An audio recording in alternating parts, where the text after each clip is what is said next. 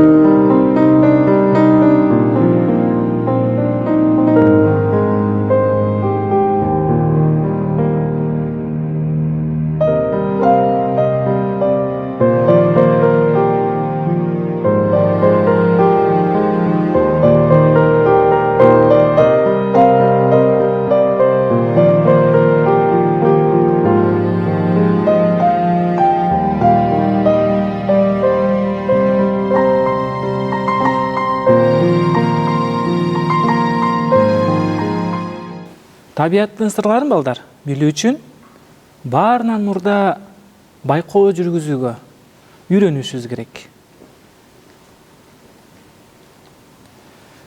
Чыныгы байкоочу чыдамкай жана туруктуу болушу керек.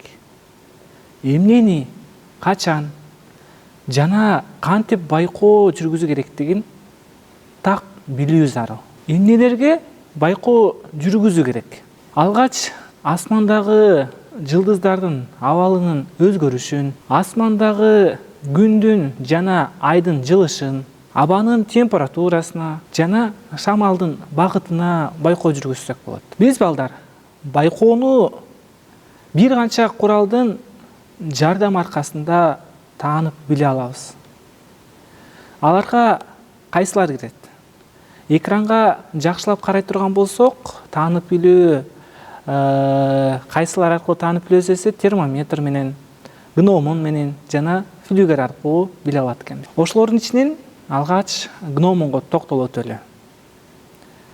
Гномон менен чак түштөгү сызыкты табууну үйрөнөбүз. Түндүктөн түштүккө кеткен түз сызык бул чак түш сызыгы деп аталат. Аны экрандагы сүрөттөн көрсөңөр болот.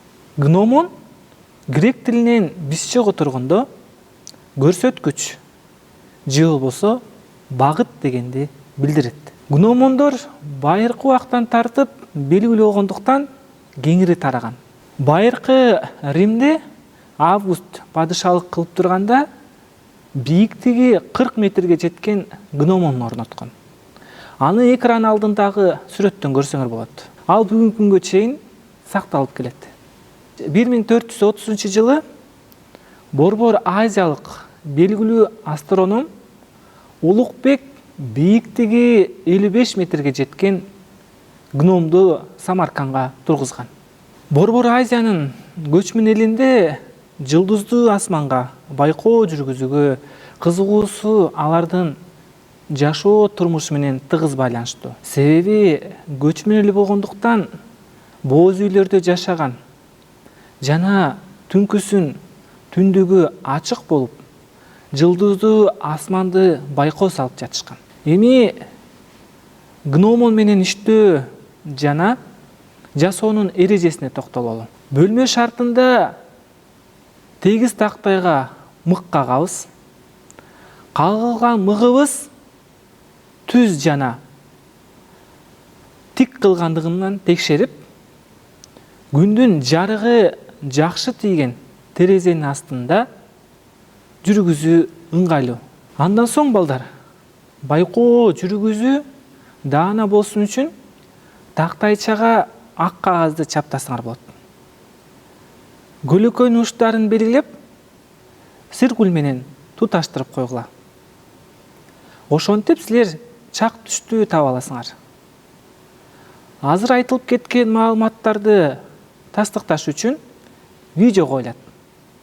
Анда көңүлүңөрдү видеого урмакчымын. Көрсө, ал бизге байыркы мезгилден бери эле келген. Мурда адамдар убакытты айтуу үчүн аянттарга бийик таш мамларды коюшкан. Бул илгерки саат болуп эсептелет. Секунддардын, сааттардын жана мүнөттөрдүн ордуна алар кадамдар менен эсептелчү. Бул тилкилердин аты гномом деп аталчу. Мисалга алсак, 8 кадам болгондо ал үйүнө барат. Илгерки грек акындын жазуучусунда аялдары күйөөсүнө гномдон 10 кадам болгондо үйгө кел деп айтышчу. Ал эми кийинки жылдарда сааттар ойлоп табылгандан кийин гномом жараксыз болуп калбаш үчүн аны аянттарга коозу катары калтырып, үстүнө эстеликтер коюп, же болбосо коозу катары коюп коюшкан.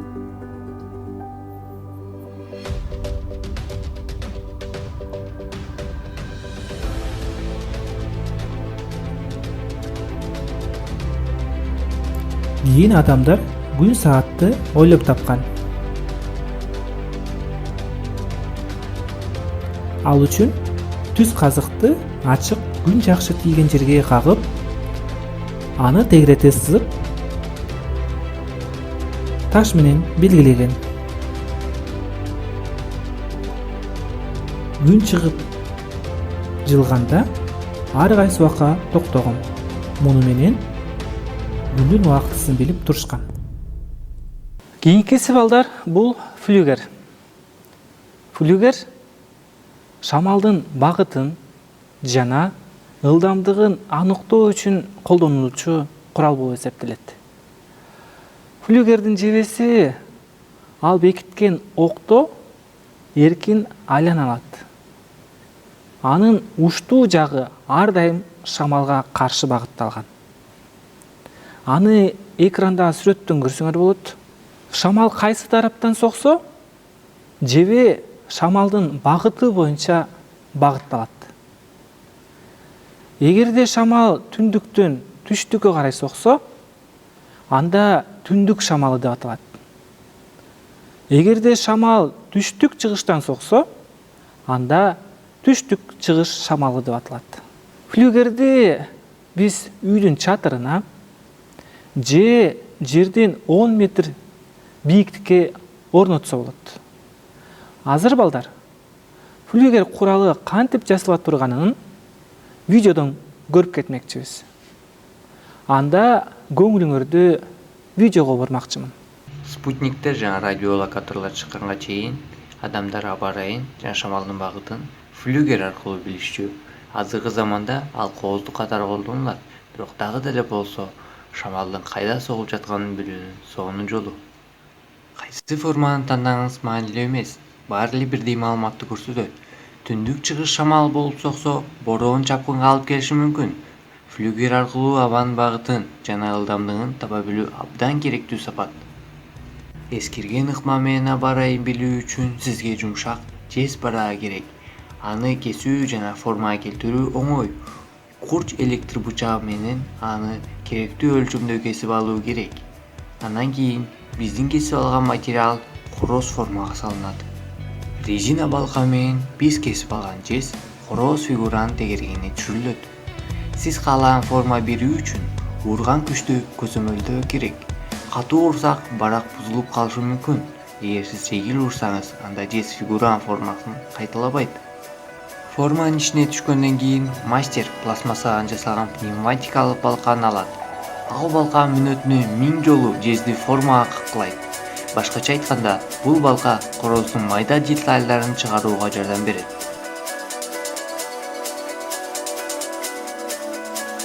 20 мүнөткө жетпеген убакта жез короздун жарымы даяр болот. Жез короздун жарымы даяр болгондон кийин экинчи жарымын даярдайбыз. Андан кийин куйруктун формасы жасалат. Короздун куйругу баланс сактоого жардам берет. Бул даяр болгон форманын матрицаны бошотот. Узун бөлүктөрдү бириктирүүнү жарым-жартылай бүткөндөн кийин тигилген жердин жылмак экендигин текшерүү керек. Эгер тараптар бири-бирине шайкеш келсе, анда бүтүндөй мөөр басылат. Биздин даяр болгон флюгер атмосферанын кесепетинен көк же жашыл түстө болуп кетиши мүмкүн. Эгер сиз буну каалабасаңыз, фигураны кычкылтек менен таталаңыз. Фигуранын татаалдыгына жараша аны жасоого 2 күнгө чейин убакыт талап кылынат. Эгер флюгер жакшы жасалса, ал кылымдар бою турушу мүмкүн. Кийинкиси балдар бул термометр. Нерселердин муздак же жылуу экенин алардын температурасы менен аныкталат. Абанын, суунун, топурактын, адамдын денесинин температурасын билүү үчүн биз термометрди колдонобуз. Термометрдин сүрөтүн экрандан көрсөңөр болот. Эми термометрдин өзүнүн түзүлүшүнө токтолуп өтөлү. Термометрдин иштөө принциби негизинен суюктуктун, газдын, катуу нерселердин, жылуулуктун кеңейүү касиеттерине негизделген. Жөнөкөй термометрдин жогорку учу бекитилген. Ал эми төмөнкү учу шаар формасындагы айнек түтүктөн турат. Термометрдин түзүлүшүн экрандагы сүрөттөн көрсөңөр болот. Термометрдин түтүгүнүн абасы сордулуп салынып, ичине спирт же сымап коюлат. Түтүк тегиз бетке бекитилип, анда шкала көрсөтүлгөн.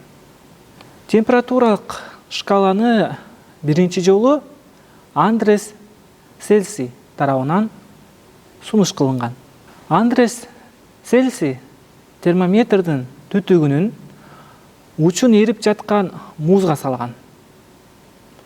Андагы сымаптын же спирттин токтогон жерин 0 цифрасы менен белгилеген.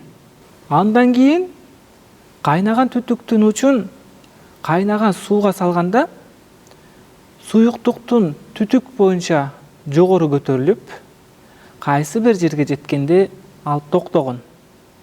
Ал чекитти 100 цифрасы менен белгилеген.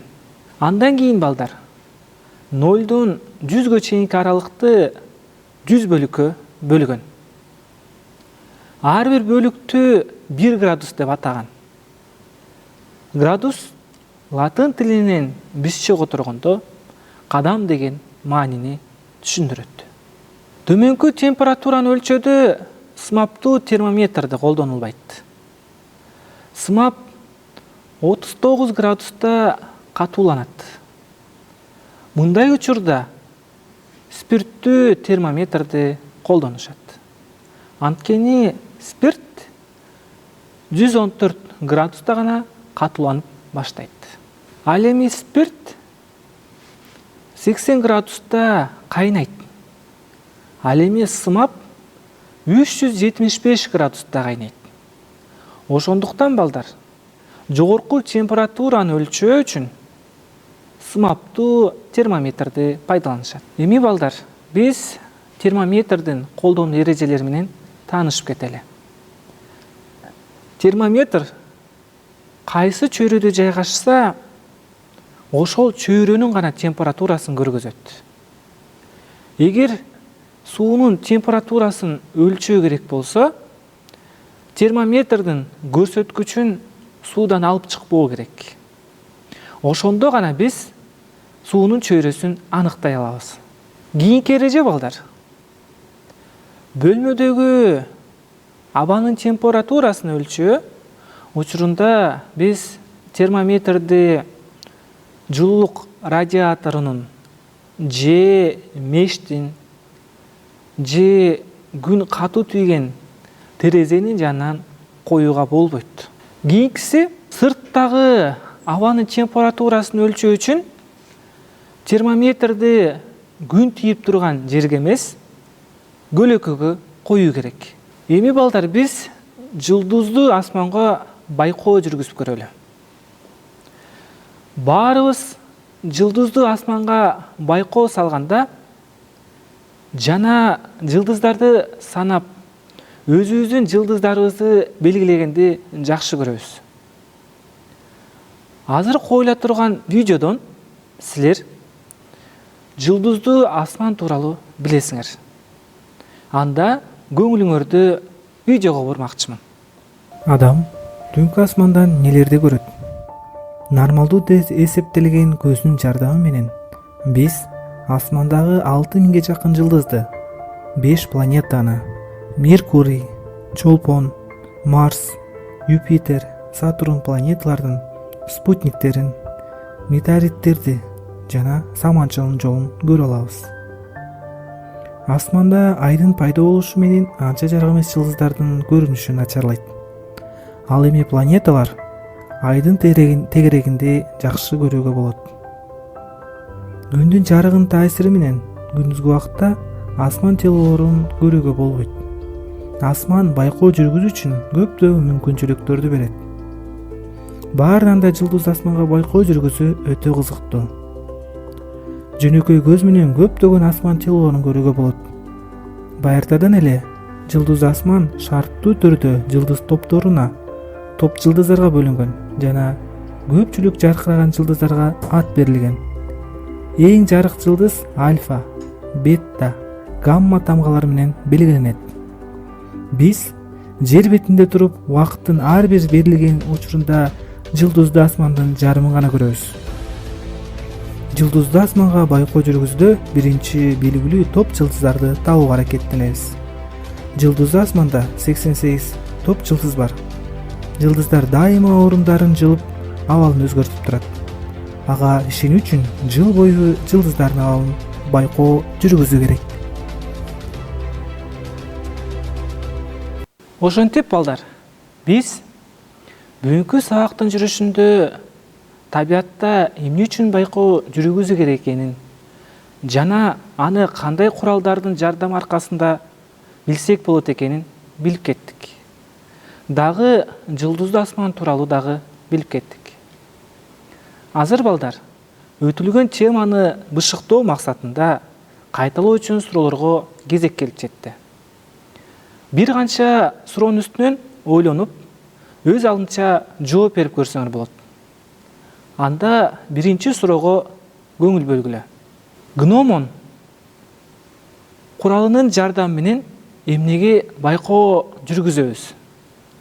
Асы шамалдын багытына, Бсы абанын нумдуулугуна, Всы чак түштүү же убакытты, Гсы абанын температурасына.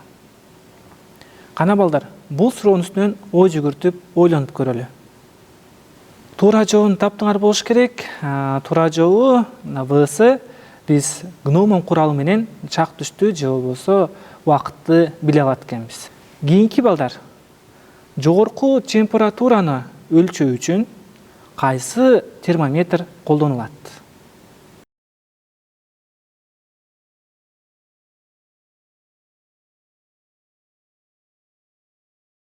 Туура жообуна көңүл бөлөлү. Туура жообу сымап термометри болуп эсептелет. Кийинкиси балдар, термометрди колдонуу эрежелери кандай? Биз сабактын жүрүшүндө билип кеттик. Биринчи эрежесине токтололу. Биринчиси, кайсы чөйрөнүн термометри болсо, ошол чөйрөгө гана колдонуу керек.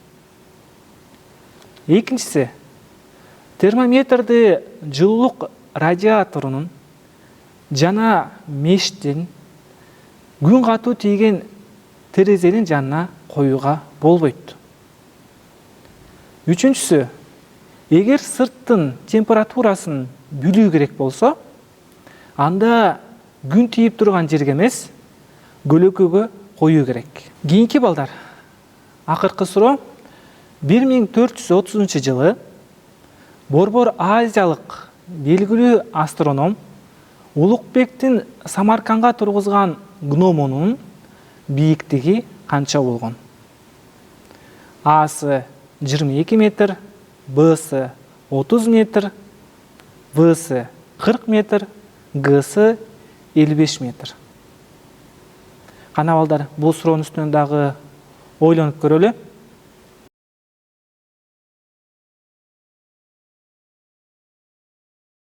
Анда туура жообуна көңүл бөлөлү. Туура жообу В варианты болуп эсептелет. Ушуну менен балдар, биздин сабагыбыз аягына келип жетти. Келерки сабактан жолугушканча сак саламатта калгыла.